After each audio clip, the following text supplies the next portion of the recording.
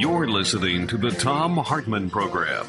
And greetings, my friends, patriots, lovers of democracy, truth, and justice, believers in peace, freedom, and the American way. Thom Hartmann here with you. I mentioned this briefly at the end of the show yesterday. I want to mention it again. Sean Taylor, our producer and very, very close friend, she and Rod, her husband, for 8 years, been the producer and sole booker for this show. And her husband, Rod, died Tuesday morning of a massive heart attack, and in his 50s. I mean, didn't come largely unexpected. And Sean is asking that in lieu of flowers or cards or emails or anything like that, that people make donations to the Hunter School, hunterschool.org, in Rod Williams' memory. So just an FYI. Anyhow, it is Friday, and that means Brunch with Bernie. Senator Bernie Sanders is with us. From Vermont, and Senator Sanders, welcome. Good to be with you, and Sean, please accept my condolences. I'm sure she will appreciate that. What's going on? A lot is going on in Washington now. Let me just rattle off some of what we've been up to. As chairman of the Senate Veterans Committee, we are working hard trying to come up with a conference report where the Senate and the House come together, merging the two bills to address the problems at the VA. And the areas that we want to focus on is that in those parts of the country where there are long waiting lists for veterans to get into the VA, we want to get them emergency care. We also want to deal with the issue of veterans living far away from a VA facility, being able to get private care or care at a community health center. But most significantly to me is the need to address the reason why we have long waiting lists, and that is simple reality is that with huge numbers of new people coming into the VA as a result of Iraq and Afghanistan, we just don't have the doctors and the nurses and the psychologists that we need to take care of the younger people coming in and an aging population from World War II, Korea, and Vietnam. So those are the areas that we are looking at. Frankly, it's going to be an expensive proposition. But my view has been if we have money to send people off to war, and sometimes wars that should not have been fought, such as in Iraq, we are going to have the money to take care of them when they come home, and many of them coming home are hurt in a variety of ways. So that's an issue that has been on my mind for a while. We just introduced legislation yesterday, as a matter of fact, with I think 14 co-sponsors dealing with a very interesting issue, and that is gas prices all over this country are soaring. In Vermont, I think it's about $3.77 for a gallon of gas. And that hurts rural America especially because a lot of folks don't make a lot of money. In many cases, their wages have gone down in recent years, but they're paying an arm and a leg to fill up their gas tank, and they need to do that in order to travel the long distances to work. That's the reality of rural life. Now, a lot of people have the misleading belief that oil prices or gas prices in this country have something to do with supply and demand. Tom, you remember when we were in elementary school, the teachers told us when there's a lot of supply and limited demand, prices go down. When there's a lot of demand and limited supply, prices go up, right? Yeah, it was supposed to be Economics 101. That was Economics 101. The reality right now is that we have more supply than we have had 5 years ago, and demand has gone down. And yet, guess what? The price of oil, price of gas has soared. And there are a couple of reasons for that. Number one, the oil companies continue, the big oil companies, ExxonMobil and the others, continue to rip off the American people. During the first quarter of this year, ExxonMobil made a profit of $9.1 billion, first quarter. Shell made $7.3 billion, Chevron made $4.5 billion, et cetera. So these guys are making huge, huge amounts of money. But the other reason, interestingly enough, that gas prices are going up has to do with speculation on Wall Street. Most people think that the oil futures market is controlled by people who actually use oil, like fuel dealers or airline companies or trucking companies. That's not the case.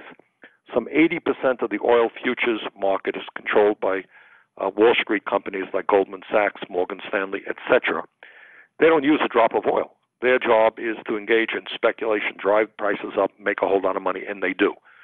And there have been varying estimates as to how much that speculation cost for a gallon of gas, but it is substantial.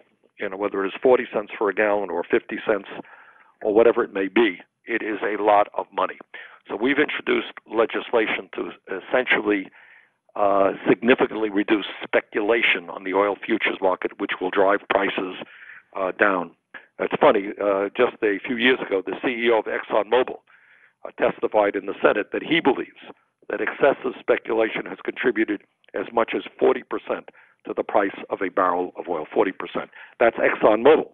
Wow. So you deal with the Wall Street speculation and the greed of the oil companies, and then you know why people are paying $3.70 for a gallon of gas. Some good news, I think, on the issue of global warming, and that is clearly one of the embarrassments that we face right now, above and beyond the dysfunctionality of the United States Congress and the Republican Party's refusal to pass anything, and their desire to obstruct. But one of the real embarrassments has been that while the scientific community has been loud and clear, overwhelmingly, saying that climate change is real, that climate change is substantially caused by human activity, that climate change in terms of drought and floods and extreme weather disturbances and forest fires and heat waves, etc., is already causing devastating problems, and that these problems will only get worse in years to come. Despite all of that, what the Republican Party in the Congress has done is refuse to acknowledge that science. That's very dangerous. I mean, it's one thing for people to be more conservative on economics and blah, blah, blah. We can argue those things. More conservative on healthcare. But to reject science opens up a whole series of horrors, because you can't make, but how do you make public policy if you don't make it on science? And the good news here is that a week and a half ago or so, the Environmental Committee on which I serve, led by Sheldon Whitehouse, in this case of Rhode Island, had a very, very good hearing. And you know who the major witnesses were, Tom? No. They were 4 former Republican EPA administrators, Republicans. And they had the courage to come forward and say, yeah, in so many words, we're Republicans, but climate change is real and we've got to do something about that. And then a few days after that, Hank Paulson, remember our old friend Hank Paulson was Bush's Secretary of Treasury. Please give me money to bail out the banks. That Hank Paulson. He led that whole bailout effort. Yeah. Not one of my best ideological buddies. But he writes an op-ed for the New York Times which says, you know what? Climate change is real. Republican Party better get it right. So what we're beginning to see is maybe a little bit of break, little fissure in the Republican stonewalling of climate change. So when you have some of their leaders saying, hey, you know, the Republican Party cannot be know-nothing on this issue, there may be some hope. But right now, I get very frightened by the fact that we are doing, Obama, to his credit, has done a lot more than anybody else. We've put billions and billions of dollars into energy efficiency, to weatherization, into solar, wind, and so forth. But nowhere near enough. But the hope there is that maybe some of our Republican friends are beginning to see the light on this issue. Other point that I want to make is that I think in terms of politics and what goes on in Congress, there is a simple reality that the corporate media doesn't talk about a whole lot, and that is what is the agenda of the Republican Party. And we'll talk about that, I gather, in a minute. Yeah, there you go. We'll be right back with Senator Bernie Sanders. It's our Brunch with Bernie hour, our national town hall meeting here on the Thom Hartmann Program. You can check out Bernie's website at sanders.senate.gov. And you can also subscribe to his newsletter, the Bernie Buzz, over there. This is the Thom Hartmann Program. And he's also got an insanely active Facebook page. Go over to Facebook and check out Bernie Sanders. We'll be right back.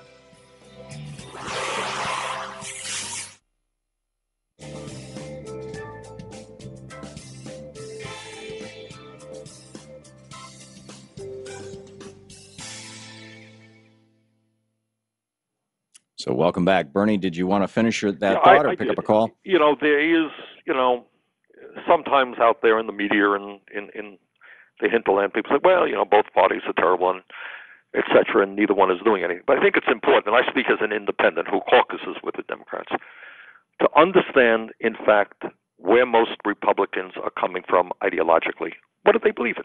What do they want? What role do the Koch brothers play in this ideology? The Koch brothers will be spending many hundreds of millions of dollars in the current campaign in order to defeat Democrats and elect Republicans. And what people have got to understand is Koch brothers are not just a quote-unquote conservative group or a small government-type group. They are an extremist group. And their ideology is about repealing campaign finance law completely so that billionaires can literally buy elections.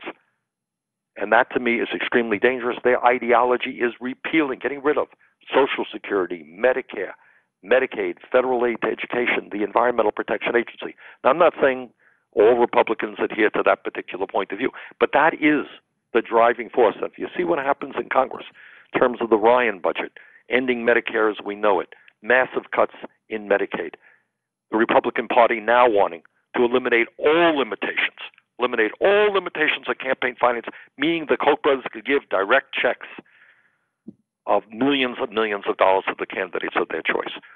So that's the ideology that we've got to fight, and we need to do that with a progressive agenda. Okay.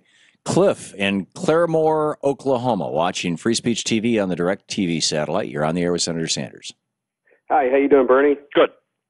Yeah, I just want to say I see you on MSNBC, and I'm seeing you right now. I wish there were more guys like you and Thom Hartmann over here in Oklahoma. I'm quite sure there is, but that's the damnedest thing is that Oklahoma, I moved over here from the West Coast a couple years ago with my dad. My dad had just passed away a month ago. And thing is the people here in Oklahoma are some of the coolest people you'd ever want to meet, and yet they send some of the biggest a-holes to Congress that I can think of. I mean, this guy Langford, as a for instance, he was running some ads talking about his records of achievement, mentioning that he helped defeat, he tried to defeat Obamacare 40 times. Well, Cliff, we just have a minute left. Can you ask Bernie your question, please? When are we going to get more people like yourself? Well, Cliff, let me just say this. Cliff, Tom makes a very important point. Oklahoma's a beautiful state, got a whole lot of great people there.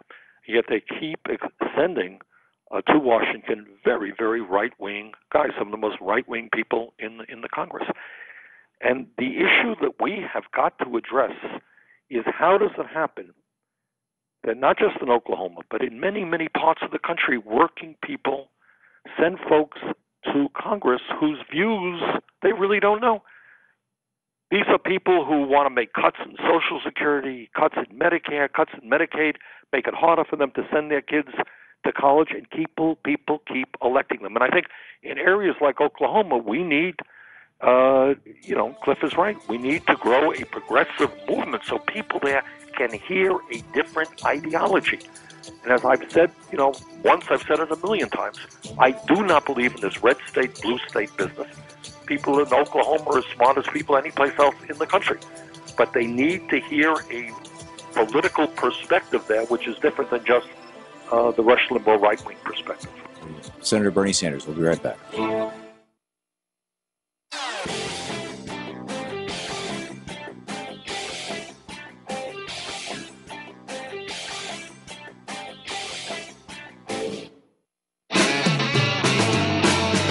Welcome back. Thom Hartmann here with you. It's our Brunch with Bernie hour. Senator Bernie Sanders taking your questions in our national town hall meeting. Paul in South Lyon, Michigan. You're on the air with Senator Sanders. Yeah, thanks, Tom and Senator. The Democrats' policies have gotten us out of the Republican depression and created 9 million jobs, while at the same time, the Republicans have destroyed over 3 million jobs with budget cuts, shutdowns, etc. And I'm an economist, and believe me, that's a conservative estimate. Now the do-nothing Republicans are suing the president for doing something for the American people. When Boehner was asked why he was suing, he said, "When I figure that out, I'll let you know." If the Three Stooges had said that, it would be unbelievable because it's too incompetent and idiotic. What's your opinion of this lawsuit? Well, I agree with you. It's funny, Paul, you remember that back in, well, you won't remember, but if you read history, you'll know that back in 1948, Harry Truman ran against a do-nothing Congress, and to everyone's surprise, he was elected president. If you think that there was a do-nothing Congress back in 1948 when Truman was president, you should see what's going on right now. These guys, as the caller from Oklahoma just told us, they're proud to be voting against. What do they stand for? Middle class is disappearing. We need to create millions of jobs. What's their agenda? Oh, more tax breaks for billionaires and large corporations. Oh, that's a great idea. That really worked under George W. Bush. These guys have nothing to say. And I think Obama has reached a level of frustration in saying, look, if you're not going to do anything on climate change, I'm going to have to do something. If you're not going to do anything on the minimum wage, I'm going to try to do something. You're not going to do anything on women's rights, I'm going to try to do something. But Obama would be the first person in the world to tell you that he wants legislation. But these Republicans are adamant in terms of not wanting anything to happen. And they think that if they can prevent anything from happening, Obama looks bad and they're going to win elections. Maybe that works, maybe it doesn't. But it is certainly a terrible thought for the American people. Last point on this, Paul, and I think this is where Paul is coming from. Nobody thinks that the economy today is in good shape. It is in bad shape. But people should remember where the economy was when Bush left office. We were losing 700,000 jobs a month. We were mired down in 2 wars. The deficit was soaring. Healthcare costs were out of control. On all of those areas, we have made modest improvements, not good enough. I have been critical of the president for not being bolder, not taking on the Republicans more vigorously. But right now, we are creating some jobs, not enough jobs, but we are creating some jobs, a hell of a lot better than losing 700,000 jobs a month. Right now, the deficit in the last 5 years has gone down fairly significantly. Right now, we have fewer people who lack health insurance than was previously the case. So we are making some progress, but given the extent of our problems, not enough. But Paul's basic point, I think, is right. Dan in Omaha, Nebraska. You're on the air with Senator Sanders. Well, Senator, first off, I really am proud of the work that you're doing. I'm 100% disabled with the VA, and I belong to several, not all, but several veterans organizations. And the one thing that they keep telling everybody that is discharged and belongs to one of these groups is that they should all register whether they have a disability or not. And it would seem to me that 150 million people, or whatever the number was, that they were talking about being an overage, a lot of people waiting in the line, there are people that are just registered as per the advice of the veterans organizations. What do you think about that? Well, I think people should enroll. You don't have to, if you choose not to use the VA, you don't have to, but it doesn't hurt to enroll. There are about 22 million veterans in this country. About 8 million are enrolled, and about 6.5 million people in the last year have used VA healthcare. So the issue, to my mind, is that this is what veterans have been promised. Now, VA healthcare is not, to get VA healthcare, you have to be below a certain income or you have to have service-connected problems. And again, there are about 6.5 million people using it. Despite all of the bad publicity, and much of it justified, in terms of people being dishonest and lying about wait lines, in terms of people covering up other problems, what I do want to say, and if you talk to the national veterans organizations, they will tell you that once people are in the VA, the care they get is pretty good. And our job now is to make sure that it is better and that we eliminate those wait times. But, Dan, if people are eligible for VA health care, they have that right and they should get in, and our job is to make sure that the VA takes care of all veterans who come into the system. Rob in Iron Mountain, Michigan. You're on the air with Senator Sanders. Senator Sanders, Tom, thank you for the time. I would like to ask one question. It's where if I don't work, I don't get paid. If Tom doesn't work, I don't get paid. He doesn't get paid. Why is it where the government in Washington gets paid for doing nothing? Members of Congress, presumably. Well, it's, Rob, I share your outrage about how little is happening. Right now, what you have is a situation where the House of Representatives are controlled by right-wing Republicans, and the Senate is controlled by Democrats. And there are huge ideological differences. It's not a question of not accomplishing. It's a question of what do these right-wing Republicans want to accomplish. Let me tell you something. A few years ago, virtually every Republican was on board to do what they called, quote-unquote, entitlement reform, which meant significant cuts in Social Security. Now, I don't want to do that. I'm not going to do that. They wanted to end Medicare as we know it, converted into a voucher program where you give an elderly person a check for $7,000 or $8,000. I don't want to do that. They want to make massive cuts in Medicaid, massive cuts in food stamps, they don't want to extend long-term unemployment. So what you're looking at right now and what people have to understand, it's not that people have personality defects in Washington. That may or may not be the case. But the issue is ideological. Republicans do not want to serve the needs of working families or the middle class. Their job is to protect the top 1% with more tax breaks for the rich and more loopholes for large corporations. And that's the struggle that we're in. And that struggle is going to continue unless we wake the American people up.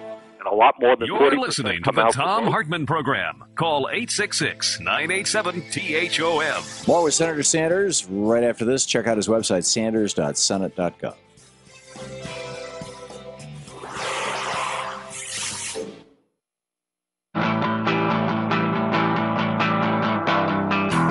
Welcome back. Thom Hartmann here with you. It's our Brunch with Bernie hour. Senator Bernie Sanders taking your calls in our national town hall meeting here on the Thom Hartmann Program. And, Senator, you're back with us? Right here. Okay. Austin in Slovakia? Austin? Yes. Are you in the Yes, country hi. of Slovakia? Yes. Actually, I'm an American citizen, but I graduated in 2009 with a degree in economics, actually, ironically. And there wasn't anything for me there, so I came to Europe and got my master's. Wow. So thanks for your time today. Basically, my question is, Mr. Sanders and Tom, feel free to jump in if you have some thoughts on this as well,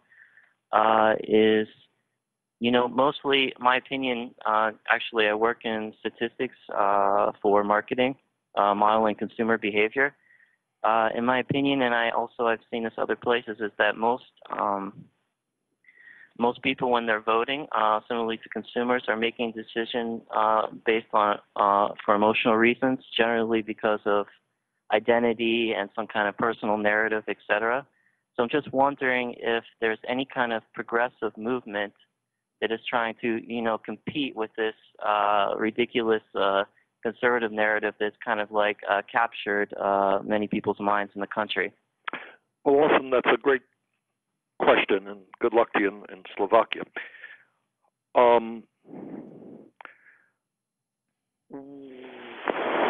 It's a hard question to answer in a few seconds. I think the Republicans, and with a lot of help, not just from Fox TV or right-wing radio, but from corporate media in general, have done a remarkably good job in obfuscating what the real issues are facing the American people, and allowing us to really delve into what the problems are. If you go up to people and you say, okay, what's going on? What are you concerned about? You know what they'll tell you? They'll tell you that we need to create millions and millions of jobs around this country. And yet, getting back to Austin's point, how often do we have a debate or votes or elections centered around the need to create millions and millions of jobs? They will tell you that their main concern is the collapse of the middle class and that their kids will likely do worse than they did economically for the first time in America. And they will tell you that they are frustrated and angry about the income and wealth inequality that we see in this country, or the attacks on Social Security or Medicare, or huge amounts of military spending. That's what people will tell you. And yet, that is not what we have elections about. And the Republicans have been very, very smart about that. What they have done very successful is divide and conquer. They have raised social issues in terms of guns or gay rights or abortion or whatever. And they have, with the backing of very wealthy people, managed to have folks focus on those issues rather than the broad economic issues which are hurting so many people. So how we turn that around, Austin, it's something that some of us work 24/7 about, and sometimes we have good success. What you're seeing right now around the country, there'll be elections where the major issue is whether the state raises the minimum wage, which I think is absolutely right. So we're getting people to think about those issues which can improve the lives of many, many millions of people. Larry in Sumter, California, or South Carolina, watching on Free Speech TV. You're on the air with Senator Sanders. How you doing, Senator? I'm a Vietnam veteran who just got his 100% 42 years later. Mother and father buried in all the cemetery, military family.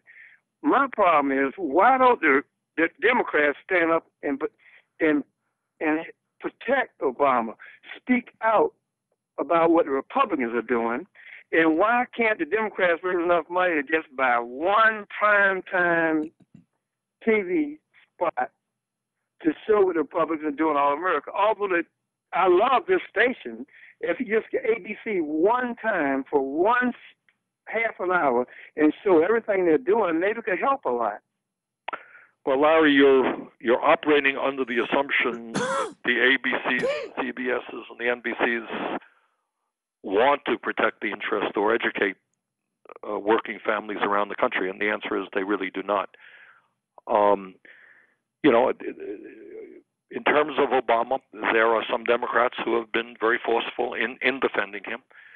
Some of us think in many ways he has not been as progressive as he should be, and others are running away from him. But in terms of what you hear, by the way, there's a lot that's said that just doesn't get across in the media. And, one of the reasons I do this show, and I'm so proud of the work that Thom Hartmann is doing and has done for so many years, is we do not have enough voices out there in media talking about the needs of working families and the middle class. Right-wing talk radio is dominated overwhelmingly by right-wing voices supported by corporate America and their advertisers.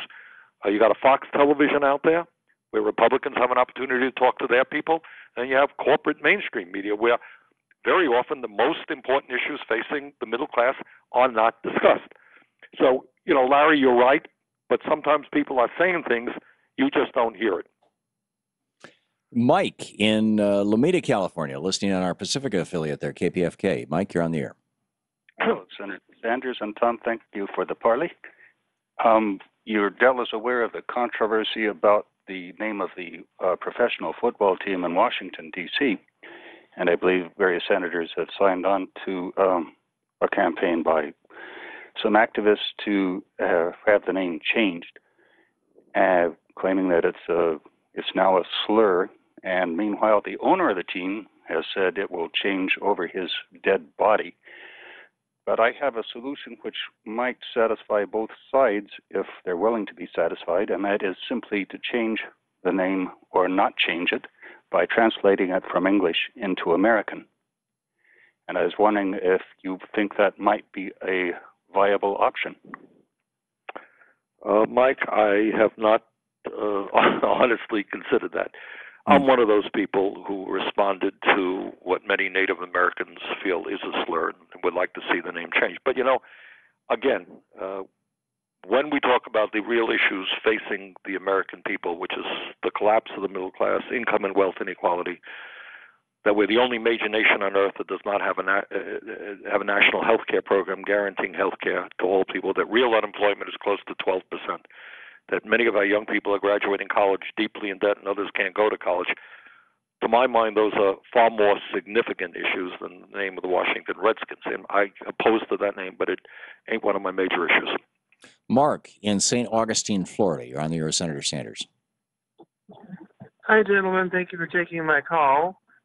My little back history is my great-grandpa was a radical union activist back in the early 1940s in the Quad Cities area of Illinois and Iowa, and he was blackballed because he tried to unionize the shops. And then his son, my uncle, ended up being a John Deere employee and retired. And anyway, my question is, how do we get unions strong again? How can we gets them anti-demonized. It seems that it was before my time, some 30, 31 almost, that after Reagan fired the air traffic controllers in 1981, July of 81, they've just been nothing but demonized ever since. And I was raised to believe that unions are people and corporations are property. Well, good question. When we talk about the disappearance of the middle class and why median family income has gone down $5,000 since 1999, and why millions of people today are working longer hours for low wages, why we have lost millions of decent-paying manufacturing jobs because companies have shut down in America and gone to China and all this, and Vietnam or wherever. All of this has to do with the decline of trade unionism in America. And corporate America and the big money interests understand something very profound. And that is that when workers band together, they can negotiate decent contracts, decent wages, decent working conditions, decent retirement benefits for their people. That's what a union is. When you're all by yourself trying to negotiate, and you walk into your employer's office, you can take it or leave it. You can get fired. You don't have the ability to negotiate a contract. That's number one. And what the big money interests also understand is that when millions of workers in the AFL-CIO and the other unions come together, they become a powerful political force, which is an antidote to the huge amounts of money that the Koch brothers and other billionaires can spend on campaigns. So there has been an all-out war against the unions for many, many years for those two reasons. Employers want to pay lower wages, fewer benefits, and they also don't want the political opposition that organized workers can mount. And sad to say, they have been successful. The number of people in unions today is less, significantly less than it used to be, and we're seeing the results of that. What some of us are trying to do is push for legislation which makes it easier for workers to form unions. And that's what I think we have got to be working hard on in the coming years. Oh, we only have 5 seconds. Okay. And people can find out more information about that and the works that you're doing in that regard over at sanders.senate.gov. We'll be back with more of Senator Bernie Sanders right after this short break. It's the Thom Hartmann Program. It's our Brunch with Bernie hour. Check out Bernie's website over at sanders.senate.gov. Our live website is over at thomhartmann.com. If you'd like to make a contribution to the Hutter School in Rod Williams' name and Sean's husband's name, late husband now, you can find that at thomhartmann.com as well. We'll be right back. You're listening to the Thom Hartmann Program. Visit thomhartmann.com for audio and video archives. Check out the Bernie Buzz over at sanders.senate.gov and check him out on Facebook as well.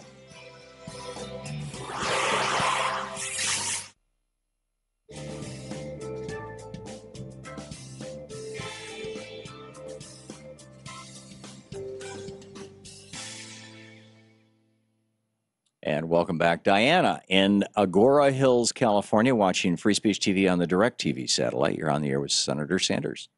Thank you so much. First of all, Bernie and Tom, thank you both for being so inspiring. Totally appreciate everything you do to educate us out here in California. My question is, how can we build a progressive movement when my party, the Democrats, keep promoting Hillary Clinton, and there is no way myself and other progressives I know will ever vote for her because Wall Street owns her. So we feel, why bother voting for her? Nothing will change. Help me with that problem, Bernie. Tom, is that a setup? I don't know. I don't know. Well, Diane, as I mentioned on the show and elsewhere, I'm giving some thought to possibility of running for president for the reasons, that you have indicated. I think that, and it's not only active Democrats, it is ordinary people all over this country who understand that this country faces today more challenges than we have, since the Great Depression. And if you throw in climate change, it's probably worse than it was. And that I happen to like Hillary Clinton, I've known her for many years, but that the old ideologies, the old status quo just ain't going to work, that we need bold solutions not only in terms of ideas, how we create jobs or how we make sure that kids can get a good education or how we tackle climate change, but more importantly, how do we create a political revolution in this country by which ordinary people are standing up and fighting for their rights against the Koch brothers and the other billionaires who today control what goes on in our economy and in our government. And that's a political revolution.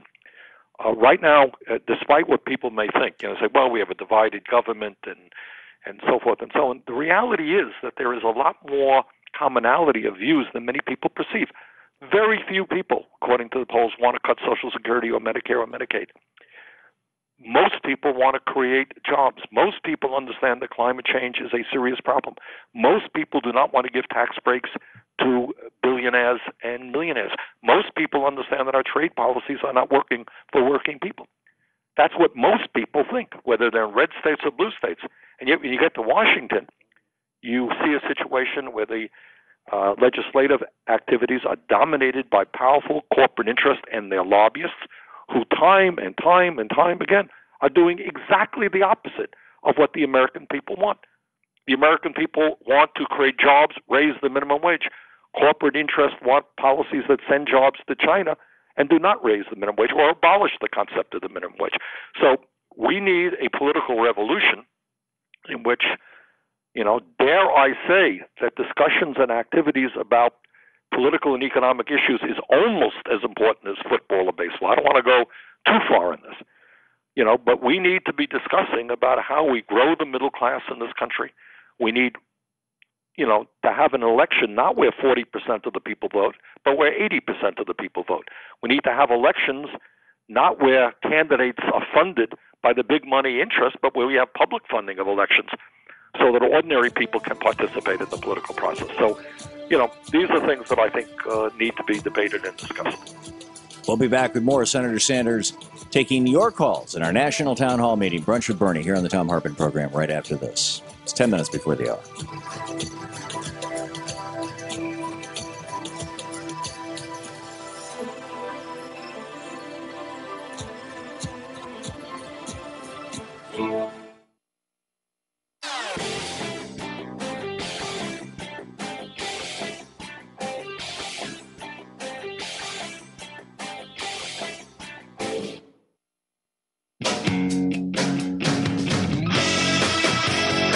Welcome back. 10 minutes before the hour. Thom Hartmann here with you. Senator Sanders on the line with us. Our Brunch with Bernie hour. David in Morgantown, West Virginia. You're on the air with Senator Sanders. Hi, Senator Sanders and Tom. My question is if you have any desire to start a progressive party, and that way you would identify yourself more with the voters who vote for you and instead of just a general independent? Well, David, that's a good question, and that is something that I helped do about, how many years ago was that? 34 years ago in the city of Burlington, Vermont. I was the first independent ever elected mayor of the city of Burlington, defeating actually a Democratic incumbent.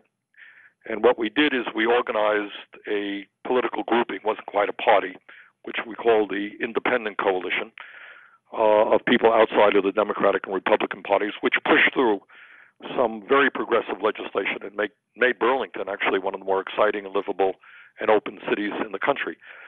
Out of that effort came, in the state of Vermont, a progressive party, which I believe now is the most successful progressive third party in America, has 3 out of 30 state senators.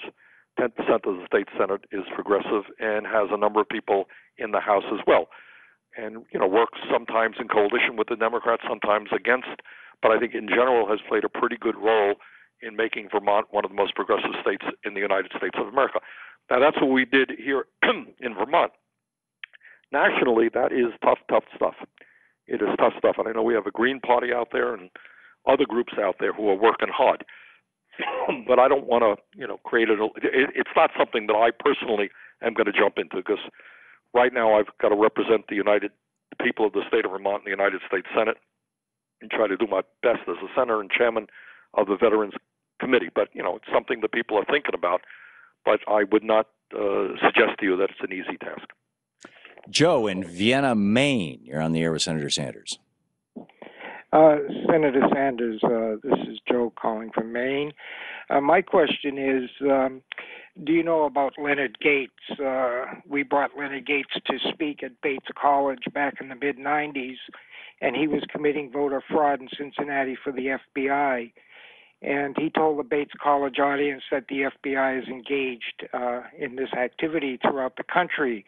So my hope is that you can do something about getting us off electronic voting machines and getting back to the paper ballot and making it tamper-proof. I'm also hoping that you can look at the whole issue of democratizing our criminal justice crime family in the sense that I'd like to see law taught in grades 1 through 12, so when you graduate from high school, you could pass the bar exam.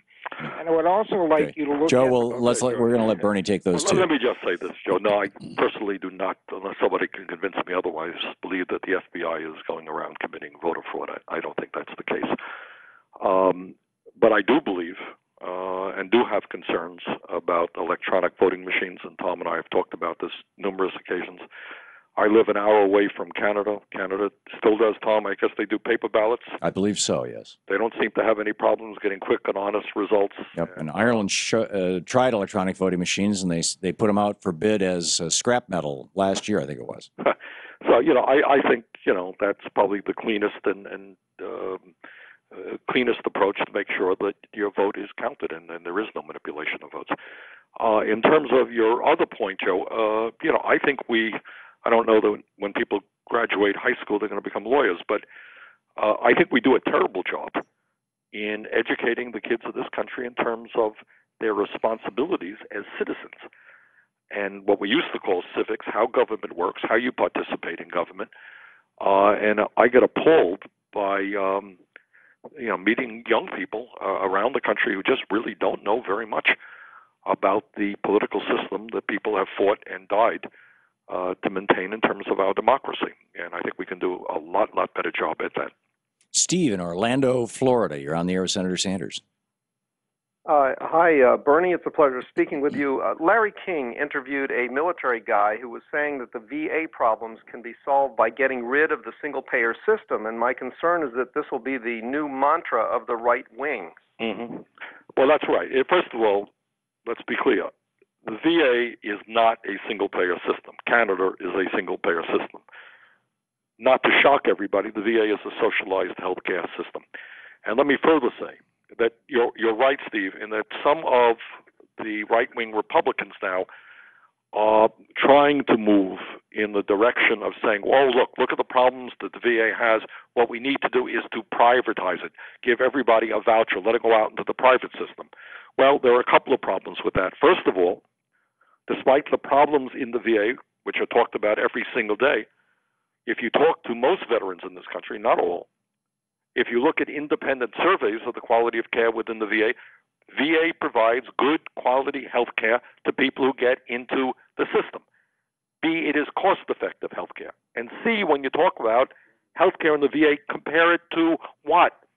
There was just a study that came out last week, Tom, I don't know if you saw it, from the Commonwealth Fund.